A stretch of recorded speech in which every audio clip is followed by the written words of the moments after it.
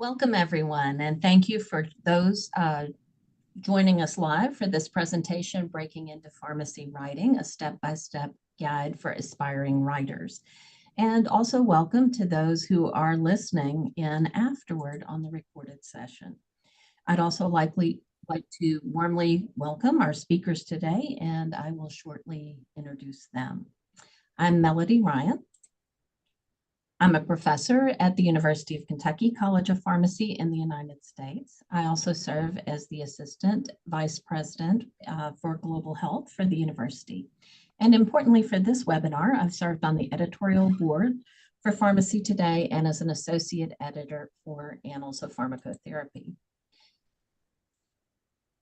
Please note this event will be recorded and available afterward and live streamed on the FIP YouTube profile as shown on the introductory slides. It will be available at www.events.fip.org. To all those listening, please feel free to send your questions through the Q&A box that you'll find at the bottom of your screen, and we'll pick them up throughout today's session. FIP's vision is a world where everyone benefits from access to safe, quality, effective, and affordable medications and health technologies. Our mission is to support global health by advancing pharmaceutical practice, science, and education, and we're pleased to be delivering this event. Today's session is hosted by the Academic Pharmacy section. And today we'll discuss how to get started in writing. We hope this webinar will be applicable to both those who are just beginning their careers, as well as those who are more seasoned in their roles. It also serves to introduce the RX Writing Challenge to participants. The objectives for today's schedule are to differentiate the major types of pharmacy writing, to develop a practical plan to begin a writing project, to identify common barriers to academic writing and apply strategies to overcome them, apply structured approaches from the Writing Challenge model to initiate or advance a scholarly writing project in your professional setting. To introduce the RX Writing Challenge, it is a 2-week period where pharmacy writers commit to writing for 30 minutes each weekday.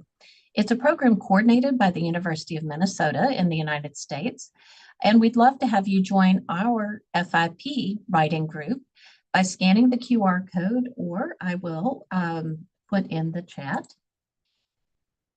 our website that you can also use to join. And what we'll do is we won't spam you, but we will send you encouraging messages throughout the challenge.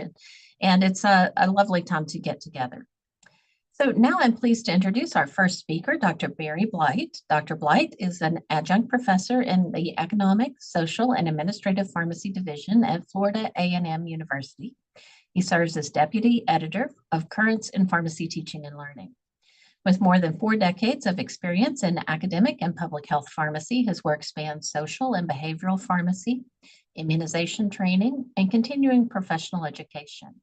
He has held senior academic leadership roles at Nova Southeastern University and Texas A&M University, and currently leads Health Resources Consulting. Dr. Blight has trained over 1,000 pharmacists in immunization delivery, delivered more than 400 professional programs, and authored nearly 50 publications.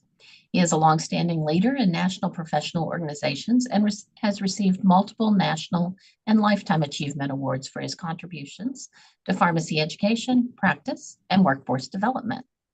Dr. Blight. Thank you, Melody. I appreciate the introduction. I have been promoted to the editor-in-chief, so I'm no longer just the editor, deputy editor. So big change. And that brings us at why should you write? Okay, that's the beginnings of this. We've got some good reasons and some practical things, but I want to talk about why you should write. And one is to add to the literature, of course. And, why would somebody from, Taiwan or Argentina need to put in, because, their culture is different, their practices are different.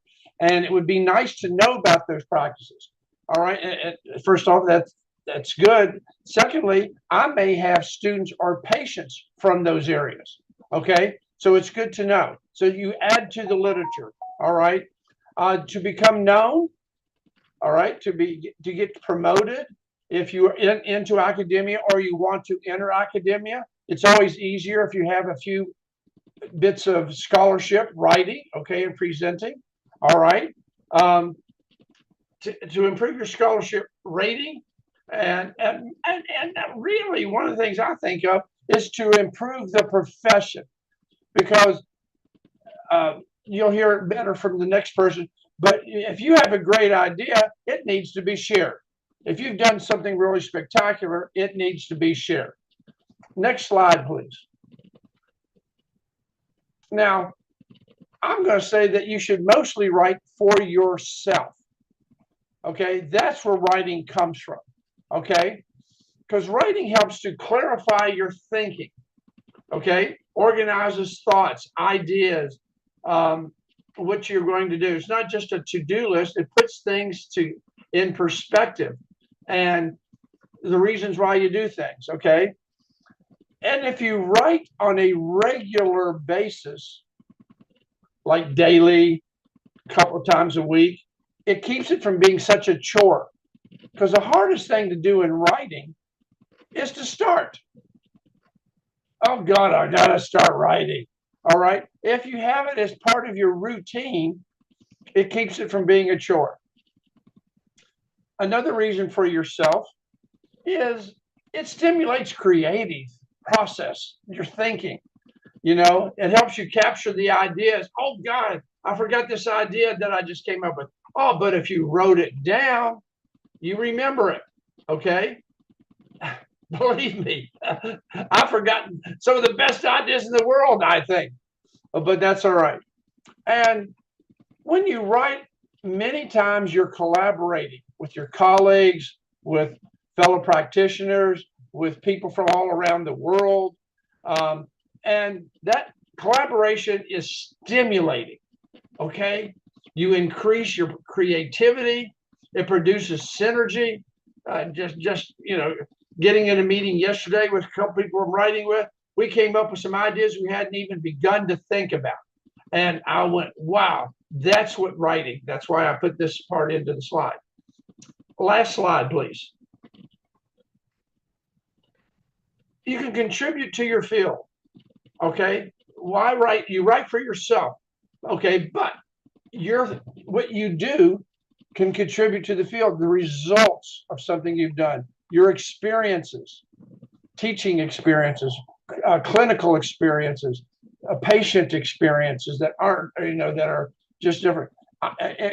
Contribute your ideas, contribute your thoughts.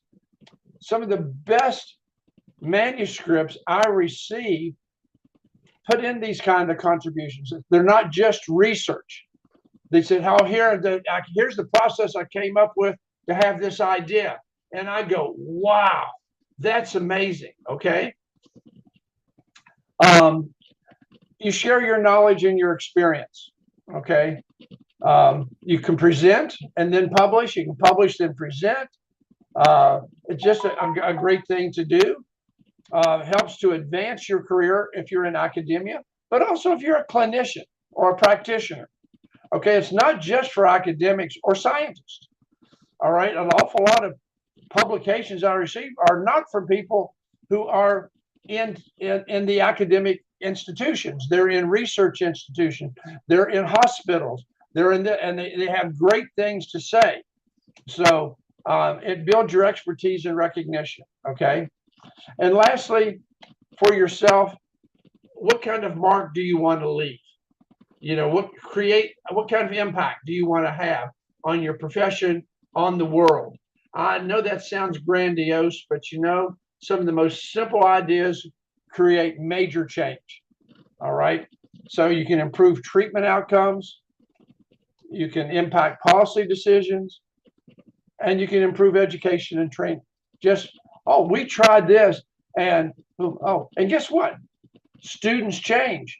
The current generation of students is a lot different than students when I was a student, back when dinosaurs roamed the earth. Okay, but they have different ideas, and they're very important ideas. So how do we bring those ideas forward?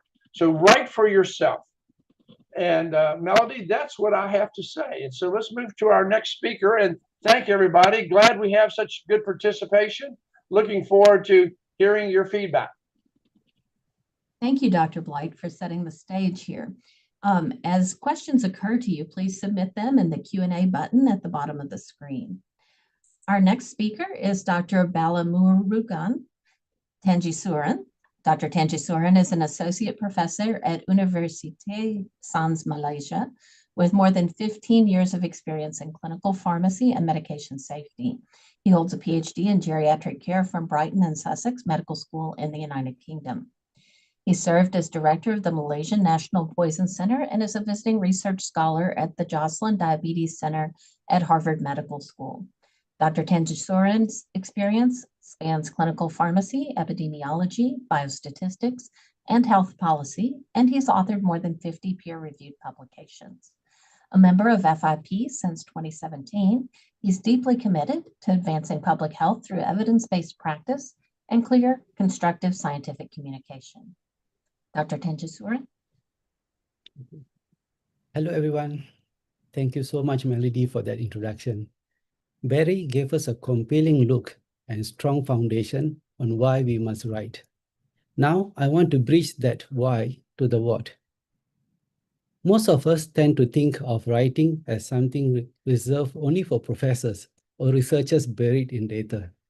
In reality, every single one of us is already a writer, isn't that? Writing is not a job requirement. It is a professional mandate. For some of us, writing is mostly considered as a CV builder, viewed merely as a requirement for tenure, annual reviews, and personal promotion for those who are in academia. However, we should transform this old paradigm into a new mandate. Whether you are in academia, in clinical practice, or in industry, we are all stewards of knowledge. Next slide, please. Don't forget that silent expertise cannot advance global health. If you discover a better way to teach, a safer way to dispense, or novel clinical insight, and you don't write it down, that knowledge effectively stays with you. So next slide.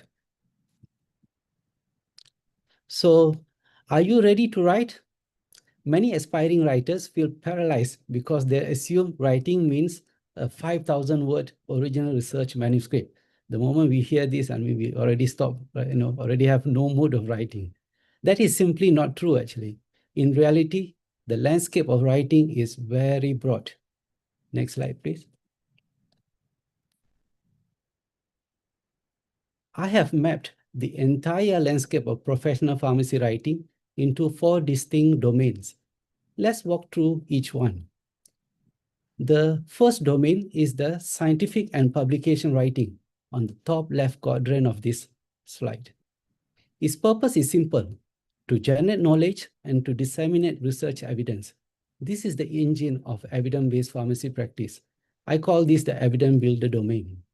Now, when most people hear scientific writing, their mind immediately jumps to the randomized control trial, RCTs, the cohort study, the original research manuscript.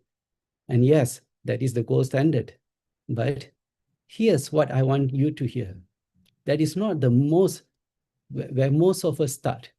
And it doesn't have to be where you should start as well. Think about what you already do. Have you seen something unusual in your practice for those who are practicing in the hospital? A drug interaction, an adverse drug reaction, a patient who didn't respond to the treatment? This is a case report. From there, the pathway opens up. Maybe you want to synthesize what's already known in your area. That's a narrative review. And it is an excellent entry point if you don't have original data yet. As you build your confidence, you move towards systematic reviews, meta-analysis, the highest tier of the evidence synthesis. And don't overlook the conference abstract or the posters. It is a powerful tool to share your project, get peer feedback, and test your ideas before committing a full manuscript. So, whether you are at the beginning of your writing journey or building a research program, this domain has an entry point for you. The question is not whether you have something worth writing. It is about finding the right format for what you already know. Let's shift our focus on the top right quadrant now, the second domain, which is clinical and institutional writing. Its purpose is to support clinical decision-making and patient care. This is the applied domain. And if you work in a hospital or health system, you are very likely already doing this type of writing. Think about your daily practice. You evaluate a drug for the formulary. That's a drug monograph. You review how medication is being used across your institution. There's a medication use evaluation. Some of you might involve in writing a clinical guideline or protocols. It shapes care for hundreds, sometimes thousands of patients. On the other end of the spectrum, there's a patient information leaflet. It's plain language, direct, and often the most immediate line between your expertise and a patient's safety. Don't underestimate it. The key insight here is this. Your daily clinical work is already a writing opportunity. You don't need to start from scratch. You just need to recognize what you already have. The third domain is the regulatory writing. Its purpose is to support drug development and regulatory approval. This is the foundational domain, highly structured, highly specialized, and absolutely essential for the pharmaceutical industry. Think about the journey of a medicine. Before a single human trial begins, there are preclinical study reports.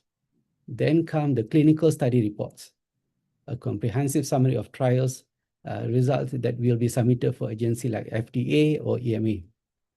And when a company is ready to seek approval, all of that evidence is synthesized into an integrated summaries of efficacy and safety and packaged into a full regulatory dossier. Do not forget the standard operating procedures, the SOPs that ensure every step is reproducible, auditable, and compliant. The fourth domain, bottom right quadrant, which I would argue the most accessible entry point for many of you, is the professional communication and advocacy. This is your voice. Its purpose is not to generate data or document compliance. It is to affect or influence practice, policies, and the direction of our profession, since we are talking about FIPs. A viewpoint of editorial in a peer-reviewed journal, sometimes just 800 to 1,000 words, can do more to shift the conversation than a 5,000-word review, actually. That is the power of this domain. If you want to move decision makers at an institutional or national level, in fact, at international level, a policy brief, a white paper is your tool. And then there's the broader public audience, like a blog post, LinkedIn articles, and professional newsletters. This is also considered a type of writing, isn't it? This will reach practitioners and patients who will never open a journal. When done with rigor and professionalism, this is very important, it has to be rigor, they are a legitimate and powerful channel for science communication. The bottom line is you don't need a data set to have something worth publishing. This is what everyone is thinking, actually. If you have an opinion grounded in evidence and experience, which I'm sure every one of you does, the domain is yours. Don't underestimate the reach of your professional voice. Next slide, please. So in closing, I want to emphasize that your voice has a value. The transition from thinking to writing is where your professional legacy is built, as Barry said. You do not have to be a writer by title to be a writer by practice. We have now mapped the full landscape, 4 domains, each with its own purpose, its own format, and its own pathway into the literature. I hope the question is no longer, can I write? The question is, which domain will I start with? Sharing knowledge is how we translate evidence into widespread patient care and how we scale our impact infinitely. The world is waiting for what you know. Now that we have identified what we should be writing, the next question is, how do we actually get started? Our next speakers will walk us through to answer these questions. Melody, I pass the floor to you.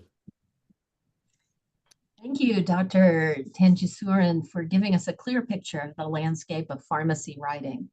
As a reminder, if you have any questions for any of our panelists at any time, please submit them using the Q&A button at the bottom of the screen. Now we'll move into the very practical realm of how to make writing happen in your career. I'll introduce our next two speakers. First, Dr. Mary W. Lee is a retired professor of pharmacy at Midwestern University Chicago College of Pharmacy and a nationally recognized leader in pharmacy education and academic leadership. She previously served as Dean of the College of Pharmacy and later as Vice President and Chief Academic Officer of Midwestern University, a role she held for 14 years before retiring in 2026. Dr. Lee is an exceptionally prolific scholar, having authored more than 70 peer-reviewed articles, 66 book chapters, and edited 22 books. She edited 3 editions of Basic Skills in Interpreting Lab Data, a widely used pharmacy education text, and co-edited national re-credentialing programs for board-certified pharmacotherapy specialists. Her contributions to pharmacy education and scholarship have been recognized with multiple teaching awards and national honors, including the AACP Rufus Lyman Award. Next, Dr. Caitlin Gibson is an associate professor in the Department of Pharmacotherapy and Outcome Science at the Virginia Commonwealth University School of Pharmacy, where she also serves as Director of International Programs. She maintains a clinical practice in cardiology and internal medicine pharmacotherapy and is deeply engaged in teaching and mentoring pharmacy students and residents. Dr. Gibson's scholarship spans cardiology pharmacotherapy, global health education, and the scholarship of teaching and learning in pharmacy education. She's nationally recognized for innovative teaching and was honored with the American Association of Colleges of Pharmacy Emerging Teacher Scholar Award. I'll let you two take it away. Thank you so much, Melody, for your kind introductions. What a great presentation so far from our speakers. I want to just echo everything that's been said so far. And thank you, because you two have set us up perfectly to address the next piece of this conversation, which is really around preparation and goal setting for your writing. So this slide here is essentially our roadmap for our next 30 minutes or so together. We are going to be walking through the natural steps of the writing process, sort of chronologically, addressing how to get started, how to build a sustainable writing practice, and then also how to keep moving forward when it becomes tough to remain an engaged writer. So with that, we'll start with selecting a topic. And we can go to the next slide. Thank you. All right. So this slide is for those of us who have ever found ourselves wanting to engage more in writing, but just simply having no idea where to begin. It's really important to spend some time being really intentional and thoughtful when we are selecting our topics. We want to spend some time on this upfront, making sure that the writing ideas that we have in mind are likely to be successful, because there's really nothing worse than spending a whole lot of time and energy on a topic only to realize that for one reason or another, your project may not cross the finish line. And so we've already just learned about our 4 domains of writing. Within those domains, how do we identify good writing topics? What would be kind of some ideal qualities of a writing topic? And I want to note that all of our projects may not check all of these boxes, but hopefully we can sort of check as many of them as possible. So starting with filling a gap in the literature or filling a gap in knowledge. What do I mean by this? I mean, is your idea something that nobody else has ever written about before? So maybe it's a novel concept, or maybe it's a fresh spin on a well-researched topic. Or maybe it's answering a very precise question that has come up for you in your work, whether it be in your practice as a pharmacist, in your research, in your teaching, some sort of topic that we have a very precise question that we want to solve. And it could be maybe that your topic idea has been covered on a very small scale, but you're desiring to expand that work. So perhaps you're thinking, okay, I know there's a number of maybe case reports in this area, but there's no paper that really synthesizes all of this and puts it all together. So there's a lot of different gaps in knowledge that would be helpful for us to explore. And you just want to pick a topic that is going to be answering one of those questions. Ultimately, the goal of writing is not like to write and then your work end up in a black hole somewhere, right? Your goal is to write something that people are going to want to read. So finding a topic that is going to be of interest to the readership where you are publishing this. So think about, why is it important to you? Why is it important to others? And the next piece is making sure that your topic aligns with your areas of expertise. So, of course, we all want to always be challenging ourselves to learn and grow in new ways and to maybe color outside the lines a little bit, stretch ourselves through our projects. But we do want to make sure that when it comes to our writing, we are staying close enough to our area of expertise that we can truly write confidently and from a perspective of a knowledgeable professional on the topic.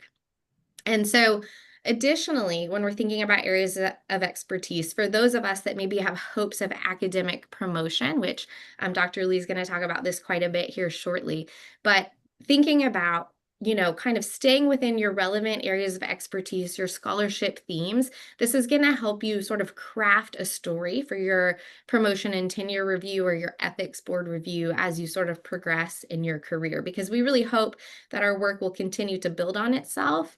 And so while we are offering expertise in our writing in these areas, we also hope that our projects are also helping us learn and grow within our relevant areas of expertise. The next piece is considering a topic that is scalable. So I think we've actually sort of started talking about this already, but scalable projects are wonderful. What do I mean by this? This is thinking about a topic where you can start small. Maybe the first thing you do is a case report on a unique disease state or something like a unique repurposing of a drug that you saw in your practice, or maybe you saw a unique side effect of something, or you encountered kind of a one-time situation in the classroom that you might want to write about. Perhaps you tackle that first, and maybe you tackle that even by yourself. And maybe the way that you tackle that is through an abstract or a poster, maybe even at a very regional conference. But can you continue sort of working in this same line of inquiry, this same writing track to build a sustainable and scalable scholarship pathway? So maybe, for example, after your case report, you could do a review article on similar cases in the literature. This was already mentioned too, after you present an abstract or a poster at a conference, I love doing that to get feedback from other folks in the field. And then you can take that feedback and maybe use that to turn your project into a paper. Maybe folks stop by your poster and they're also interested in your work and they want to collaborate. And then perhaps your project has become maybe even like a multi-site project. So really the point here is that it's important that we don't fall into this false idea that all of our work has to be like a huge project, a guideline changing project, a grant funded project. If your work can impact even one patient or better the learning of even one student, it is worth it. And you should get that out there so that other folks can read it and learn about it. And so if your goal is a newsletter publication, then that's a great goal. Don't let the scale of some projects intimidate you from getting started. Start small, even if it's just you, even if you don't have a co-author. Getting started really and truly is often the hardest part. But remember that your work is going to grow and evolve from here. And so that's an important piece to keep in mind. The next three boxes I kind of want to talk about together. We want to be thinking about projects that are going to meet our professional needs, that they're going to help meet our employer needs, and projects that are going to overlap with kind of other duties that we have within our work. So when we're thinking about meeting our professional needs, things that we might be keeping in mind are, what are our professional goals? Is it promotion and tenure? Is it maybe becoming fellow in an organization? Is it just establishing myself as an expert in a specific area, or learning to become a scholar of teaching and learning? Maybe you just have a very specific goal that you've set for yourself or for your students or your workplace or your patient outcomes. So picking a project that's going to help you feel fulfilled and meet your professional needs, but at the same time, a project that's going to help your employer out, right?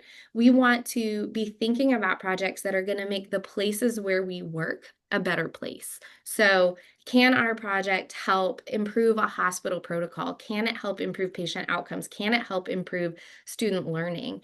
These are all really important things to keep in mind, to have sort of that institutional support as well as you engage in these projects. And then, of course, I think all of us on this call probably have many competing duties at work. When we think about folks that are involved in academia, we've got competing priorities as it relates to scholarship, to teaching, to clinical service, to service to our institution, service to organizations.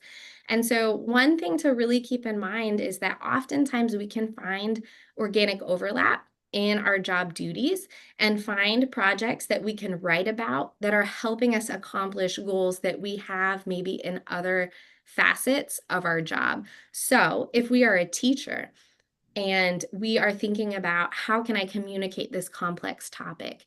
Perhaps you could use an innovative teaching method and write about that, and write about, did it help your students learn and grow? Same with service initiatives that you implement. Could that be something that you could write about? Within our clinical work, obviously we can write about changes that we might make that are going to improve our patients' experiences and their outcomes. But then also keeping in mind, a number of us have mentoring duties as it relates to training students or fellows or pharmacists, residents, excuse me. If we're helping them with a topic for a presentation, could that be taken maybe to the next level and also published as a newsletter article or something like that? And then finally, and arguably maybe most importantly, is thinking about a topic that is enjoyable to you. So you and this project are going to be spending a lot of time together. And so you want to take the time on the front end to vet the project, make sure it's feasible, make sure you're not going to find yourself frustrated all the way through, and make sure that it's a topic that really brings you joy. Is this something that interests you? Is it something that you want to learn more about? Is it something that you may want to collaborate with others on learning more about? If so, then that's really going to help sustain you throughout the writing process. All right, so then we can move to the next slide. And the next piece that we're going to talk about is really just getting started. So with this, the first piece on the next slide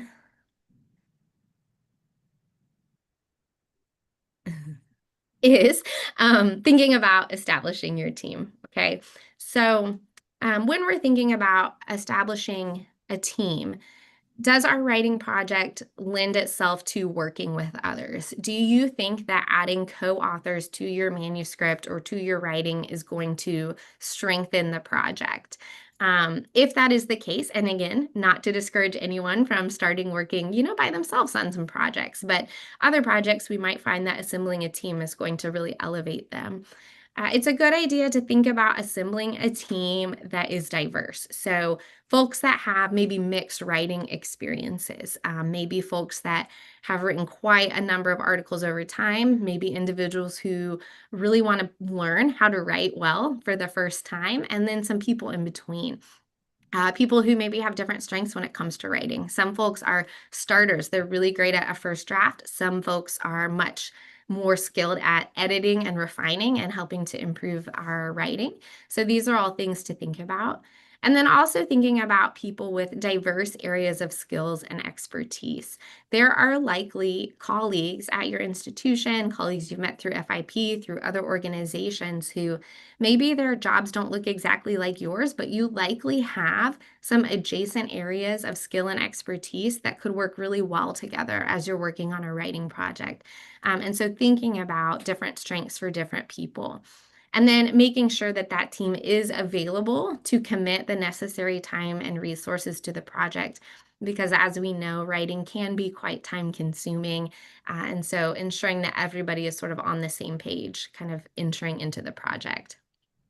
And then the other piece on this slide is just some important things to think about before you really get started on writing. And that is within your team, making sure that we've established our roles and responsibilities.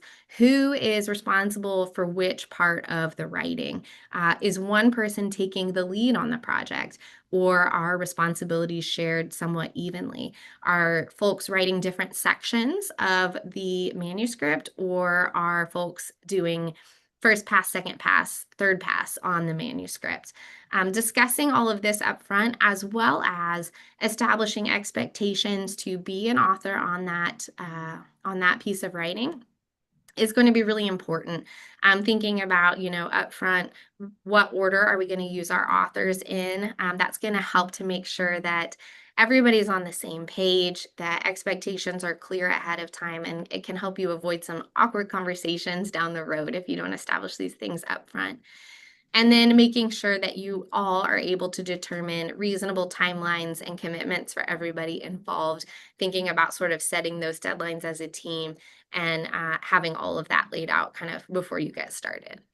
So these are some skills and some thoughts about sort of just getting started generically with writing. And with this, I'm going to hand it over to Dr. Mary Lee, who's going to help us learn more about, once we have a specific project in mind, what can we do next? Thanks, Dr. Gibson. Next slide, please. So I think even before you start doing a lot of writing, either by yourself or with your team on a specific project, I think that there are some time-saving measures that you can take to make the project go efficiently. And the first thing is that when I think about a writing project that I'm going to work on, I think about who's going to be the audience that is going to be most interested in what I have to say. And then what is the journal that caters to that audience? Because that'll probably be the journal that I will ultimately submit the manuscript to. And for that preferred journal, it's good to get the instructions to the author and look at them before you start spending a whole lot of time writing the first draft. The instructions to the author will detail what types of articles are acceptable to that particular journal. So do they accept case reports? Do they accept review articles? Do they only accept original research? Do they accept commentaries or opinion pieces?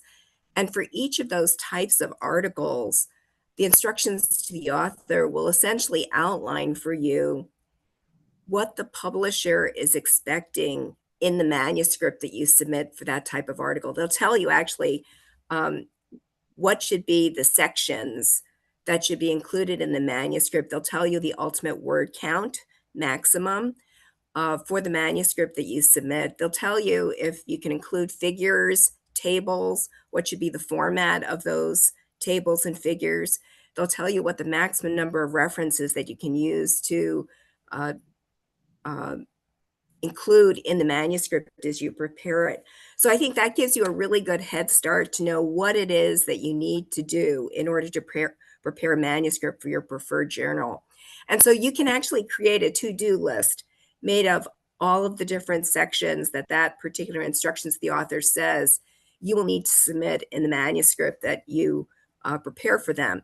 And then, so if you're like me, where you prepare like a weekly to-do list, I think the to-do list works better if you're more detailed and you say, okay, I'm going to write the introduction or the methods or the data analysis or analyze the data or write the conclusion or the discussion of the paper.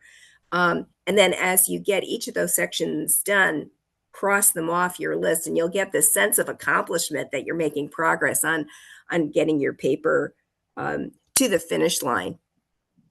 And also, I think this to-do list, if you decide to work with a team, as Dr. Gibson sort of mentioned, some people, when they're first starting, they have a co-author or more than one co-author, or a team of people to help them with the project. This to-do list will help you make assignments, and then also decide on deadlines for when various portions need to be done so that you get to the finish line.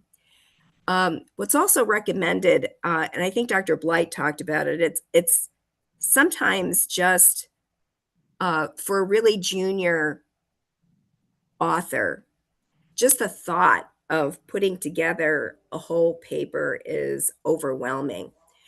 So how do you get started? Well, what's typically recommended is usually the paper has multiple parts to it, like an introduction. There may be a methods section, a data analysis section, a discussion section, or if it's a review article, it'll be an introduction, a justification, your review of the literature, your conclusions, and so on and so forth. What they recommend doing is pick an area of the paper that you are most familiar with and start there. So as you think about that, if you thought about putting together a paper, you probably know why you thought spending the time on writing this paper was going to be a good idea. Was it going to fill in a gap in knowledge in the literature? Was going to improve practice? How did you see this paper and its content being useful to the world of pharmacy and to other health professionals? And so typically that's in the introduction to the paper. And you probably write the introduction from memory because you know why you selected this topic and why you think it's important. So pick an area of the paper that you are most familiar with and start there. And like I said, once you get something down in writing, once you start, it's so much easier to sort of continue on.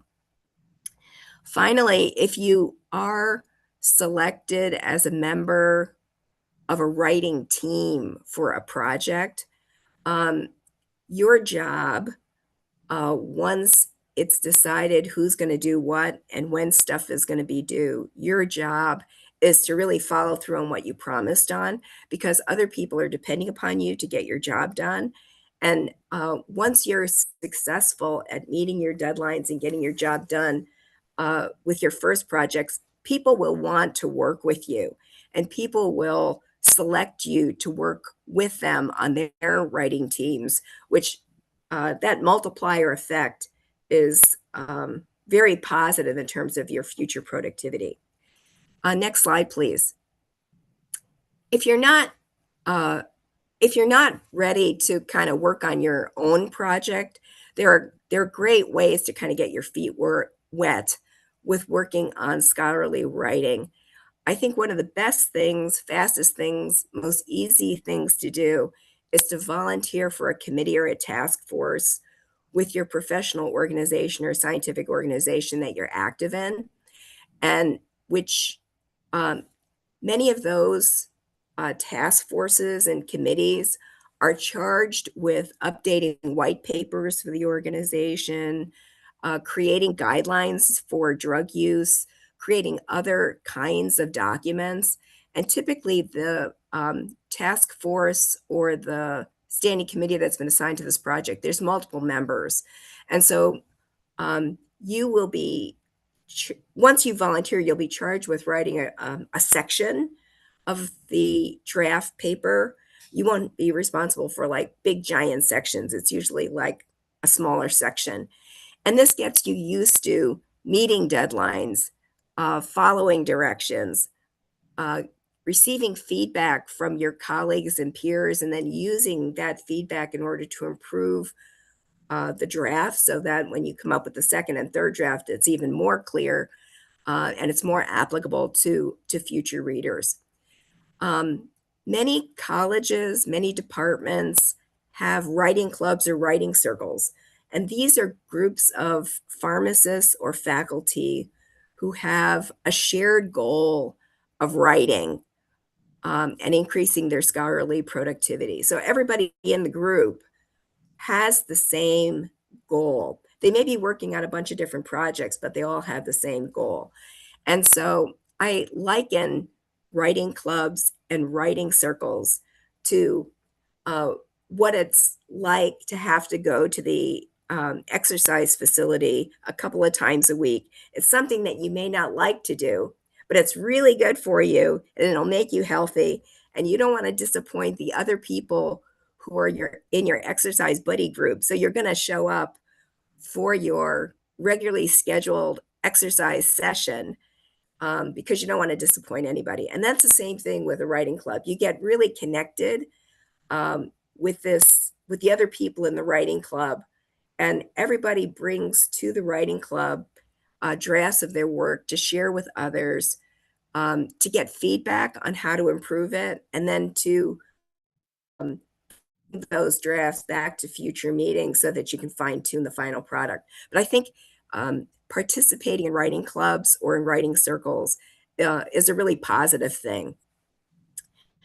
Finally, if you're feeling like your skills to conduct or design or conduct a research project, or to write something from start to finish, or to submit some other type of document, if you feel like your skills need to be buffed up, you might have the same background as a person like me. You know, I got a PharmD degree. I did a 1-year residency, and whole education was based around developing me to be an excellent clinician to take care of patients. It wasn't to conduct research projects or to write papers, but I took a position at a university where I was required to do scholarly activity. So I had to learn how to do it and do it efficiently and be productive at it. So if there are not programs within your department or college or department that will allow you to develop your writing or your grant proposal writing skills, there are plenty of organizations, including FIP, who have programs available to help you. So, for example, FIP has a mentorship program for early professionals. It has career support resources just like this program to get you started and to get you on the road to get involved in scholarship writing so that you can share your knowledge with others. The American College of Clinical Pharmacy, which is my pharmacy home, has a focused investigator training program, or a FIT program. It has a mentored research investigator training program, which is on grant writing. And these programs by ACCP, similar to some of the FIT programs, similar to the FIP programs, hook you up with a mentor. So you get this one-on-one counseling and guidance on your projects, which is really invaluable. Next slide. This is on sustaining writing. So next slide. So I think once you get the first manuscript or first writing project done, if in particular you're in an academic institution, your supervisor is going to allocate a certain amount of time for you to get your scholarly activity done. So whether you're in the tenure track or the non-tenure track, you'll have a variable amount of time that you can devote to scholarly activity. So for example, if you're in the tenure track, it's pretty common in the United States for you to get 1 day a week or 8 hours a week in order to devote to scholarly activity. If you're in the non-tenure track, you may be given like 4 hours a week for scholarly activity. And by scholarly activity, we're talking about the whole breadth of what you would have to do in order to do a literature search, to see if the idea that you have is a brand new idea and hasn't been written about before. So it includes the literature search, reading the literature, and analyzing and figuring out if your idea is really new or novel. It includes figuring out what kind of manuscript you would prepare, getting your team together, setting deadlines, and then getting it done. The important thing, once your supervisor has allocated this time to you, you are the master decision maker with regard to how you're going to use your time, because you won't have your department chair or your supervisor sitting on your shoulder every week saying to you, well, did you spend your 4 or 8 hours this week working on your scholarly activity? They're just going to assume that you're making really good decisions about how you're using your allocated time to get what you have to get done. So I think the point that Dr. Blight made about making scholarship writing a habit is so important, where you have to really dedicate your allocated time to this particular endeavor. And then, as I said, we're talking about the broad definition of scholarship and all the steps from start to finish with preparing that manuscript. And in order to use your time wisely,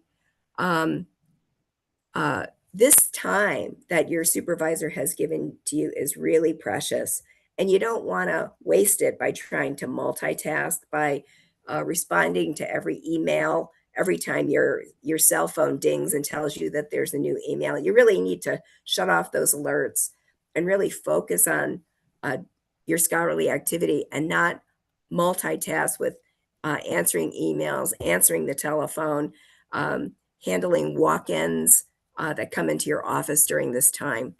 And very often people will say, oh, I need to get this administrative assignment done for my supervisor, and I'm kind of rushed. Therefore, I'm going to do that during my scholarship time.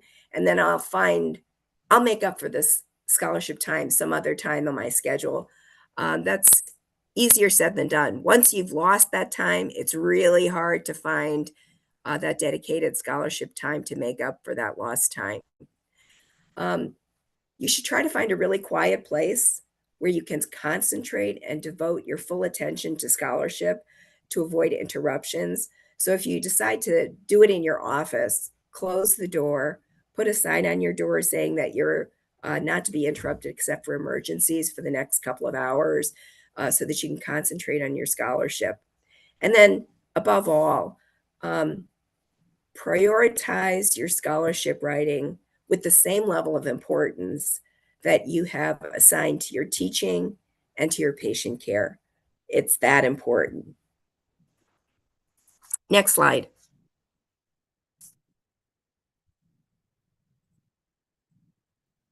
And this is on addressing motivation. I'll turn this back over to Dr. Gibson.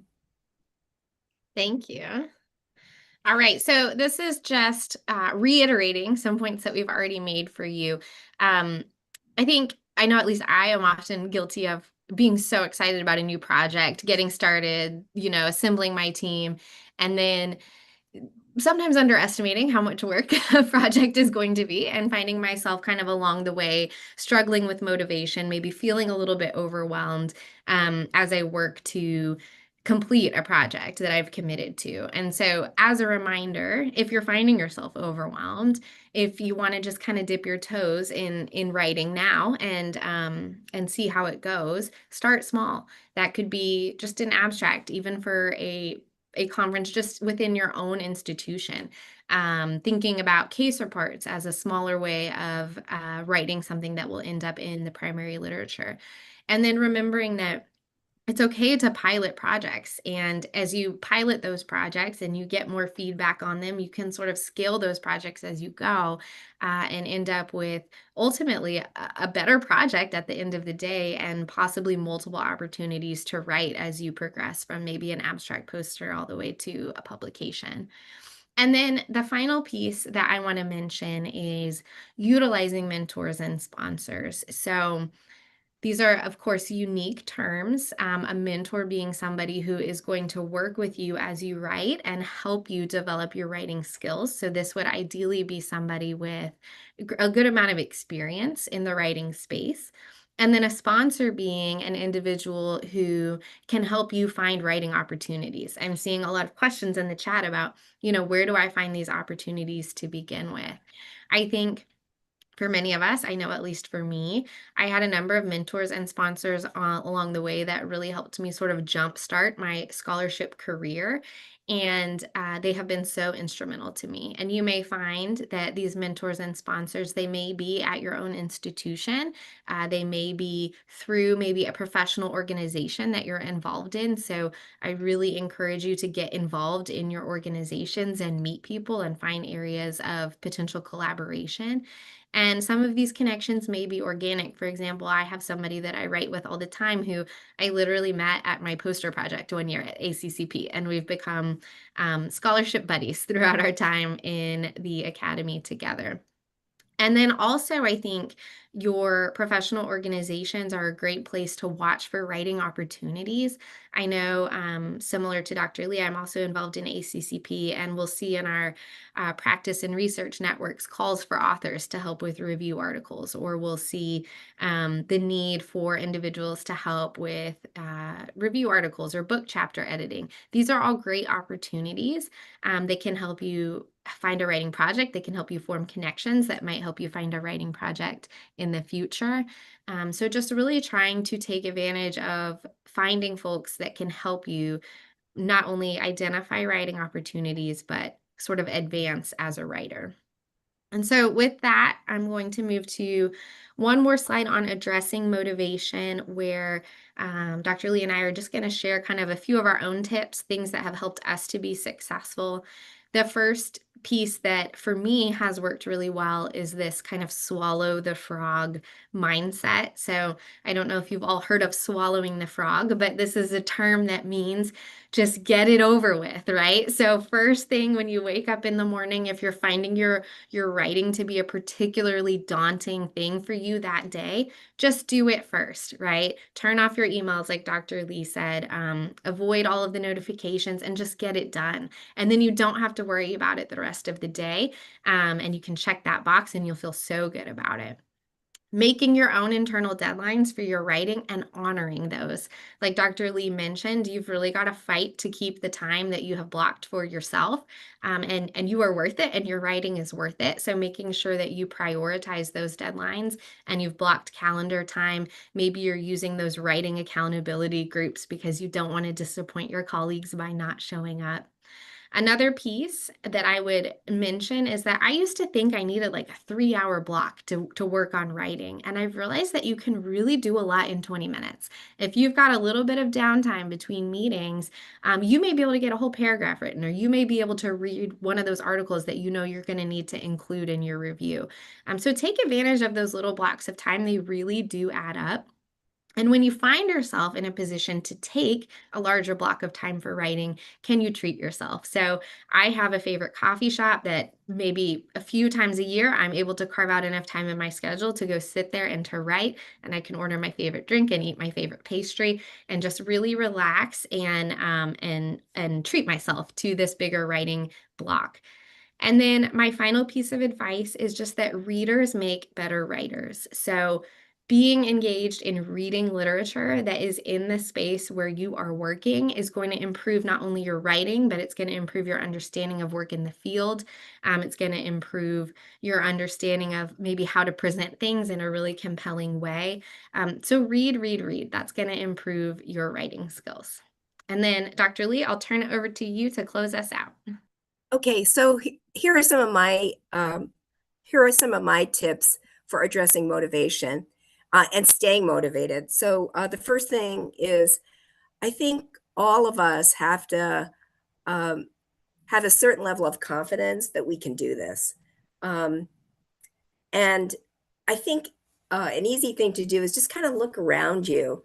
There's usually people around you who have been authors of all different kinds of documents within your organization that you use every day that you think are really wonderful pearls, or look at some of the publications in journals that you read. A lot of them are from people that you know. So if they can do it, you can do it. So you have to maintain a really positive attitude about your ability to put something together and your ability to start something and finish something. During your dedicated scholarship time, focus on what you have to get done. Focus, focus, focus. And what I would say is don't schedule your dedicated scholarship time if you're dead tired at the end of the day because you've been doing a million things that day and you're finally able to sit down for 2 hours. That's the wrong time to focus on scholarly activity. When you, in order to focus specifically on your scholarship activity and get that and to make progress on it, you have to identify the best time of the day when you're brightest and you're able to concentrate on the task at hand. If you're normally a procrastinator, and those of you who are out there, you know who you are, where there's always something else that comes up that takes the place in your own mind of why you need to spend time on scholarly activity. Try to figure out the reasons why you procrastinate. If you're lazy, just fess up to that and say to yourself, well, this is something my boss wants me to do. I have to get it done. I have to make time for it. And hopefully that will get you out of the procrastination mode. If you're always substituting busy work for scholarship, again, use your dedicated scholarship time wisely and make sure that you place a priority on your scholarship. The fourth bullet point is something that works really well with me. Typically a scholarship project for me, like if I'm writing an article, maybe like 40 hours of work. And I may have spent 20 hours doing the literature search, reading through the literature, understanding the literature, cataloging the literature, and then I'm doing that before I actually sit down to write. I don't want to let that 20 hours that I've spent go to waste. So I constantly remind myself of the sweat equity that I've put into the project. I've already put in this 20 hours. I have 20 more hours to go. And I use that as motivation to finish up whatever project I'm working on. Finally, you want to avoid perfectionism, where you want your manuscript to be picture perfect so that when you send it into the journal, the reviewers will have no comments for improvement and it's just going to be published. Well, I hate to tell you, that rarely happens. Typically, when you get, after you submit something for publication, you have these reviewers who are your peers. They're really bright people. They know how to identify areas of your manuscript that could be improved. And so you're going to have to revise your manuscript anyway. So try to finish the project to the best of your ability. Make sure that it's in really good shape before you submit it, and then just submit it and then see what happens. Next slide. Okay, now this slide is specifically for those pharmacists out there who are on faculty at a college or university who need to write in order to satisfy promotion criteria. So let me just say, all faculty want to have a good annual performance review, and they all want to get promoted and are tenured on time. I think those are the goals of any faculty person. And we generally view a faculty person who has a good annual performance review as satisfying the department's requirements in the area of teaching, service, and research and scholarly productivity. So they're making good stepping stone progress toward ultimately qualifying for academic promotion and or tenure. And I think it's important for any of you that take positions at colleges, from the day that you get hired and you meet with your supervisor for the first time, hopefully the supervisor will explain to you what they're expecting of you in terms of research and scholarly activity on an annual basis, and what you will be required to document in order to qualify for promotion. Typically, all of that stuff is in some type of a faculty handbook for the organization. So in addition to whatever it is that you hear from your supervisor, you probably want to get the written document and look at it, because it'll specify what you need to do. And I look at qualifying for promotion and tenure a lot like a marathon race. It's not a sprint. You're given a certain number of years to get what you need to get done. And so what you need to do is say to yourself, okay, if this promotion and tenure guideline says that I need to get one manuscript done per year, you want to sort of stay on that kind of pace, as opposed to waiting till year 4 or 5 of your promotion evaluation window to start working on your scholarly activity, because rushing around at the last minute never works. So you really need to start working on your scholarship early. And if during the course of your time at the college, especially if it's before the midpoint of your promotion window, you're noticing that you're really having a hard time getting your scholarly activity done, my suggestion to you would be to meet with your supervisor so that you can discuss what options might be available to you in order to help you get on track. So in a lot of colleges have different kinds of measures that can be taken, like stopping the clock if you have an extenuating personal circumstance. Your supervisor can adjust your scholarship, your dedicated scholarship time, to give you a little bit more time for a certain period of time so that you can devote more time to your scholarship so you can get it done. There's lots of different avenues for that. Next slide. Finally, the last thing that I would like to say is typically the longer that you're in your position, you get really good at what you need to get done, and people want to be able to work with you, and people want to include you on your projects, and they're constantly approaching you and asking you, would you consider working on their project? And it's so easy to say yes because you don't want to disappoint anybody.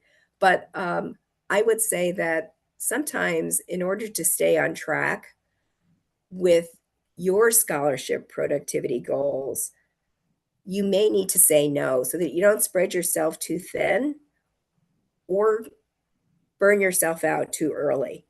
So you need to sort of look out for what you need to accomplish as you consider new projects that come along. So as people approach you about new projects, here are some classic questions to ask yourself.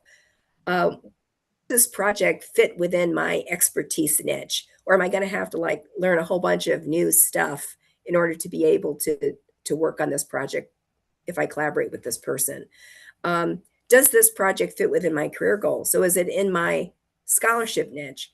Is the long-term benefit of working on this project, will it be to produce new knowledge that will really be beneficial to a lot of people who are practicing pharmacy, or is the benefit so small that there's a really narrow audience of people who could use this information, and it's really going to be difficult to get this thing published?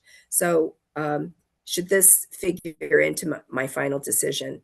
And finally, do I have time to work on this project right now? If you're under a time crunch to get your own stuff done, it's probably better to admit that to the person who's invited you to work on the project, rather than you string that person along and say, yeah, I can work on the project, but you be a drag on their completion of the project. So those are some things for you to keep in mind as you our approach to work on other projects. So with that, I can turn this back over to Melody. Well, thank you to both of you for such engaging presentations that help our audiences think about how to incorporate writing into their professional lives. Again, as questions arise, please submit them using the Q&A button at the bottom of the screen. And you will see some answers that are coming up now, and we will save some of those, of course, for the Q&A panel as well. So thank you all for engaging us that way. Our final speaker is Dr. Priyanka Bhatt. Dr. Bhatt is an assistant professor of pharmaceutics at the Wegman School of Pharmacy at St. John Fisher University. She teaches foundational and advanced pharmaceutics courses and is deeply committed to a student-centered, application-focused learning environment. Her research focuses on nanoformulation-based drug delivery systems with particular emphasis on ocular therapeutics and translational nanomedicine. Dr. Bhatt actively mentors PharmD students in her research laboratory and has an extensive scholarly record, including more than 40 peer-reviewed publications, a US patent, and an edited book. Dr. Bhatt? Thank you so much, Dr. Ryan. It is, I'm so happy to be part of this discussion today. This is a topic that is really relevant to, all of us in some manner, regarding whether we are early career faculty member or whether we are a student or whether we are seasoned academician or clinician. So when I think about scholarly writing in professional setting, I truly believe that in professional setting, whether it is in the research lab or whether it is in the classroom or in the clinic, writing is not just about publishing, but it is about moving the profession forward with evidence-based communication. So we have been, listening to all our panelists giving us so many tips for finding our goal for writing, finding that why we should write, what we should write, how to start with. Thinking about all those points in your mind, you might be thinking that we really have a very good reason to start writing. And this is how, we should find, some specific blogs, writing blogs in my schedule, or, what are the academic challenges sometimes we feel, right? So if I think about myself, when I started, I used to work in the heavily research institute, R01 Institute, and then I switched to a teaching focused institute. A lot of time, in our career, we kind of follow those moves, we keep changing our positions, and then based on that, or based on the professional setting that we are in, we might need to be a little flexible. We need to adopt some of the writing behaviors in order to kind of develop a sustainable habit of scholarly writing. At the same time, we need to think about that how we can weave in, the scholarly writing piece in our day-to-day work or in our professional setting. So in next slides, I'm going to talk about a few of the examples that we have been, personally, I have been participating, and then, that have worked with me. So then on the next slide, the first one is the global engagement, or the participation in RX Writing Challenge. So as Dr. Melody Ryan just introduced RX Writing Challenge, that is offered through University of Minnesota, and then this is the writing challenge that they offer every semester. So for spring, they have 2 weeks of writing challenge, and in the fall, they have another 2 weeks of writing challenge. Participation in this type of writing challenges, whether it is global writing challenge or a national writing challenge, or any writing challenge that is offered by any specific professional society, would kind of help us, having that specific time for scholarly writing, that kind of promotes and supports us, throughout this process in this semester. The philosophy behind, participation in this type of writing challenges is, of course, if I talk about RX writing challenge, is 2 weeks long writing challenge where, the participants who is participating in this challenge would write 30 minutes a day. So it's some time I feel, that 30 minutes is not a very big block in my calendar. I can find some sort of time to have the 30 minutes block. But at the same time, thinking about how Dr. Lee and Dr. Gibson mentioned that, even you can write a paragraph in 20 minutes, or, strategically planning those blocks in the morning. We have a lot of energy to start with that particular writing. But at the same time, there are some challenges that I just kind of have had initially, because when think about 30 minutes, of course I wrote something 30 minutes today, and now I'm going to write the same thing, like, in continuation the next day, right? So it's very sometimes challenging to maintain that momentum, that what I wrote yesterday and what am I going to write today. So just writing notes for yourself, like for example today I'm writing for 25 minutes, and in last 5 minutes I'll just write notes for myself that tomorrow in 30 minutes I need to do this and that. So that gives me some starter next day, so I'm not just wasting my first 10 or 15 minutes thinking about that, okay, what were I doing yesterday, and then what am I doing today, that type of thing. So just writing notes for yourself, that helped me a lot, to keep the momentum going for the 2 weeks. And you will be amazed to see the productivity end of the 2 weeks, that you wrote 30 minutes every day. That will turn out in a really good draft, or a really good kind of patient case study or a monograph. So again, making sure that having those time blocks. At the same time, this challenges gives us accountability, because a lot of people are kind of participating in this at my institute.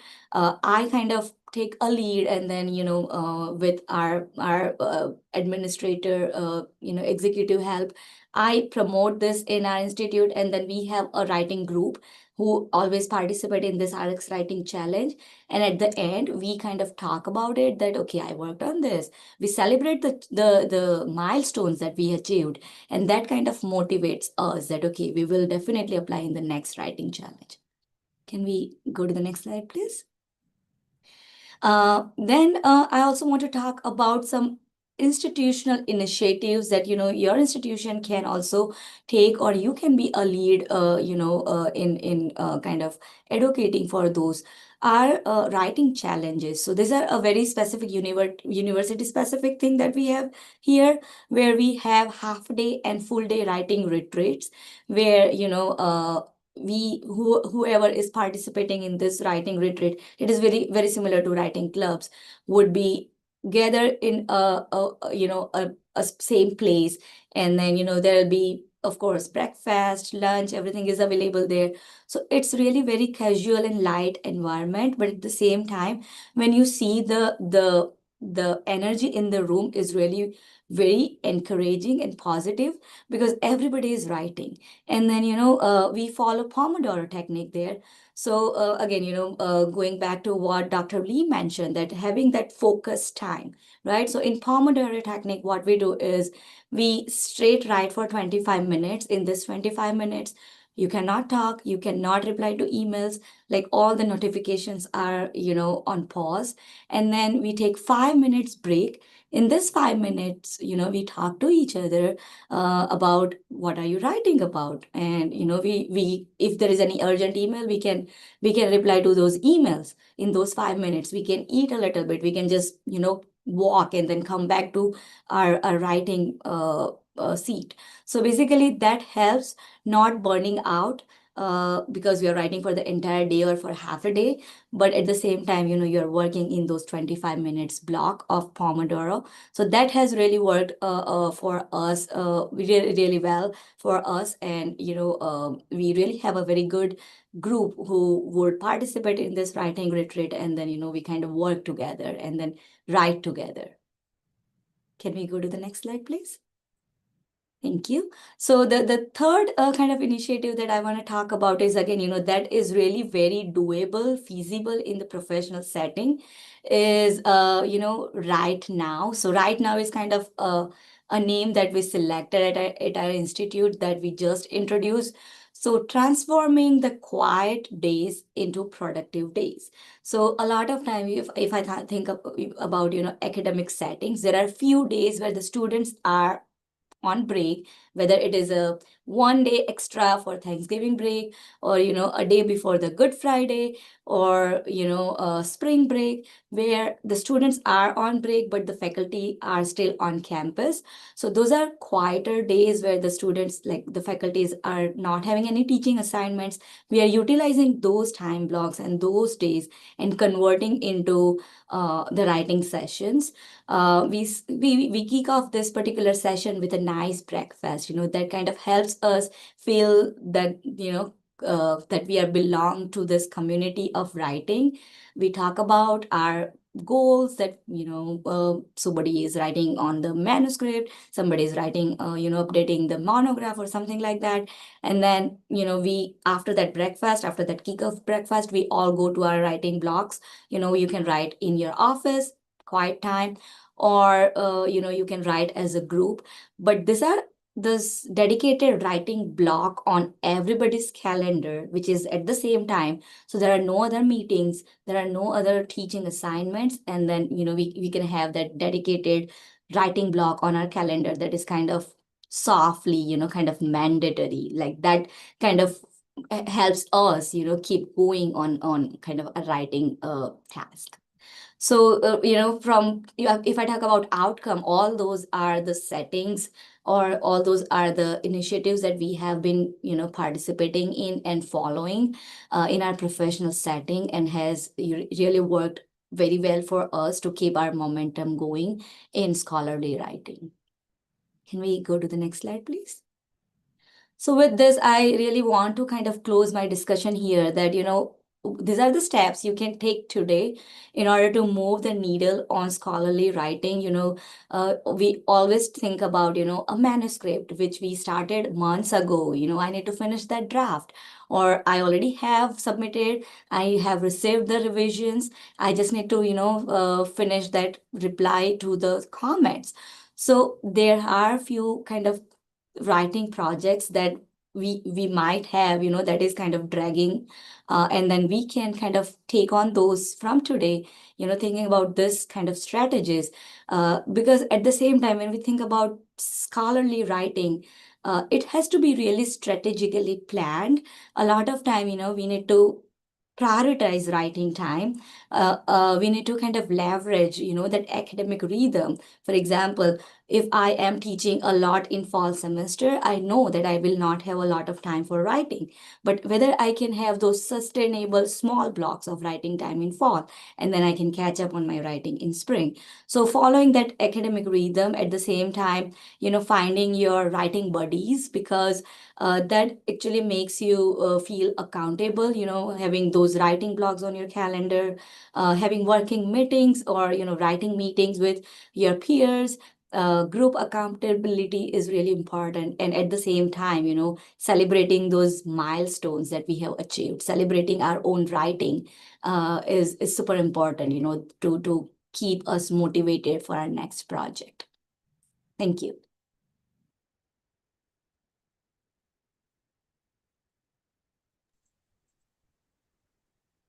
Okay, thank you, Dr. Bott. I think we now have some ideas for incorporating writing into our workplace culture.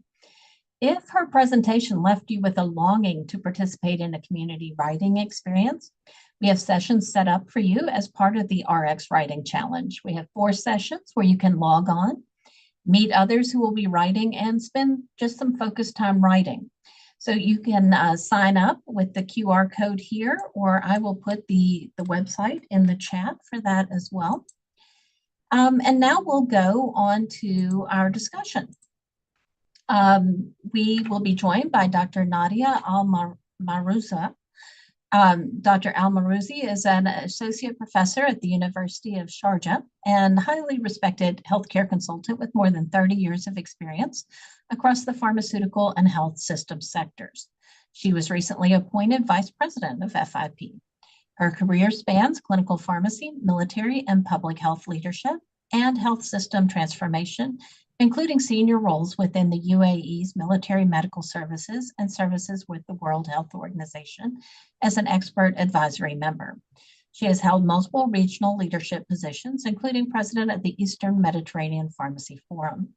Dr. Al-Marouzi is widely published. She serves on the International Journal editorial and advisory boards and is deeply committed to strengthening the integration of science, practice, and the pharmacy workforce globally. Again, please submit any questions that you have in the Q&A box at the bottom of your screen.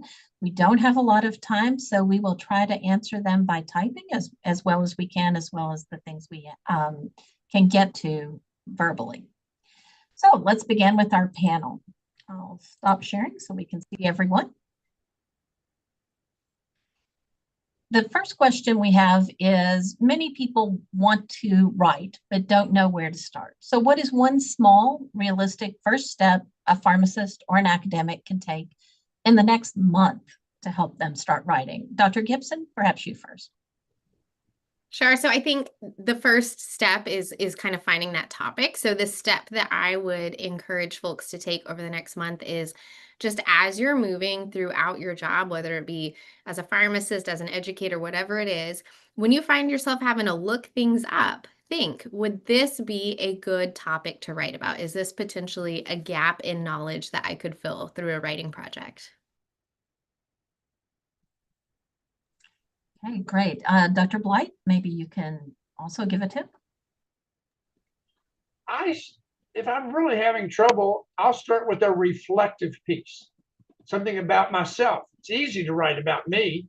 It's easy to write about you if you're you, okay? So you start with a little bit of reflection, and then you move into once those words start flowing, it's amazing what'll happen.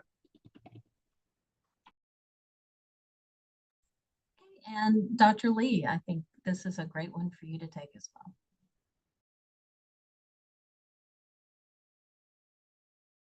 But you're going to have to unmute so we can hear you. I think oftentimes it's overwhelming for especially a junior faculty person to think about writing an entire paper. So my suggestion would be that you look to your professional or scientific organization like FIP and see if you can get and volunteer to become part of a task force or a committee that is charged with a writing project, and volunteer. And then start with a small section of writing, meet your deadlines, and then once you get that under your belt, you'll have the self-confidence to take on a much bigger project. Okay, thank you. We have a couple of questions that I'm going to combine into one from our Q&A. So as an undergraduate student, in the era of AI, how will that help us in writing or give us ideas? Why don't we allow AI written papers?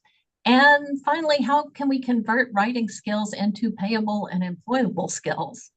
So, so why don't we start with Dr. Al-Marouzi on that?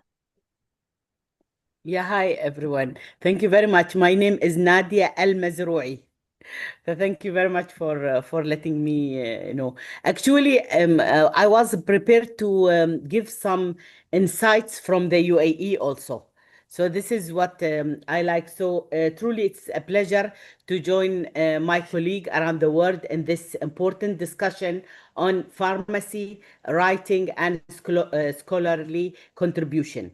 Initiatives such as RX writing challenges are also extremely valuable because they remind us that writing is not only an academic activity, as all they said, it is an professional responsibility. So if we speak about pharmacy, writing is one of the most powerful way we contribute to improve healthcare system. So through scientific manuscript, practice-based publications, and policy paper, pharmacists translate always real-world experience into evidence that can guide us to better decision in the healthcare. So if we see globally, we see that the pharmacy scholarship has expanded dramatically in the recent year. Today, pharmacists contribute to diverse research area, including medication safety, pharmacoeconomics, pharmacovigilance, antimicrobial stewardship, and digital health. So these publications also increasingly inform the clinical guidelines, regulatory decisions, and health care policies. So we in United Arab Emirates, in the United Arab Emirates, we are witnessing similar transformations that universities and health institutions, they are investing significantly in research and innovation. Here at the University of Sharjah, we strongly encourage faculty members and students to transform their clinical observation and research project into publishable work. On the most important One of the most, important development supporting the pharmacy scholarship is the growth of the real world evidence. Real world data collected from the hospital, community pharmacies, and healthcare systems allow pharmacists to evaluate medication use, patient outcomes, and healthcare delivery in everyday practice. So, for example, research emerging in the UAE institution has explored medication safety, adverse drug reactions reporting, pharmacoeconomic evaluation and innovation therapies, and also public attitude toward medication use and disposal. Digital health intervention in patient care, it is also a very important one. And also we highlight on the pharmacist-led services and community pharmacy practice. So all these studies are extremely valuable because they reflect the real healthcare environment rather than controlled research settings. However, many early career pharmacists still face barrier when starting their writing journey. From my experience mentoring these students and young researchers, I saw the most common challenges include a lack of time, uncertainty about where to start, as we said, and the fear of rejection during the publication process. To overcome all these barriers, I usually recommend 3 practical steps to be taken. First, start with real problem from the practice. Many strong publication begin with simple questioning arising from a daily clinical work. And also, secondly, we have the build collaborative writing teams. This is very important to highlight that writing is rarely a solidarity activity. Always there is a collaboration with colleagues and mentors, significantly increasing the success. Also, the third one is developing sustainable writing routine. And this is, as my colleagues, they highlight on it, that even dedicating small, regular blocks of time to writing can lead to meaningful progress later on. So as an educator and the leadership in the academic pharmacy, we have an important responsibility to cultivate the culture of the scholarship, encouraging our students and young professionals to publish their work, help strengthening their profession, ensuring that the valuable experience are shared globally. And also, ultimately, pharmacy writings allows us to transfer knowledge, as you said, into an impact. So if we want to include also the use of all these technologies or applications, I think we should teach them how to use it properly, not to stop this, because this technology is coming to the field. So we have to let our students to be ready for for this old technology to be used in the publication. So these technology, they have to be used with the best way of delivering systems, not only so we know what's their advantage and what the disadvantage.